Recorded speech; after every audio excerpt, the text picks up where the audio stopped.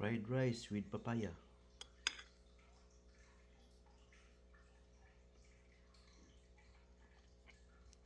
Napakasarap.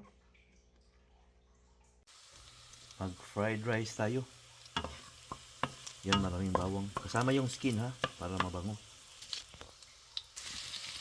Onions. Buyas.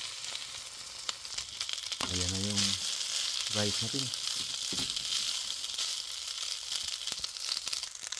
Ayan, medyo tostado na yung rice natin.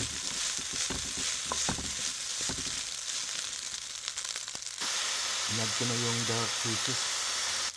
Ayan, nagkakulay na. Dalawang itlog. And next vegetable.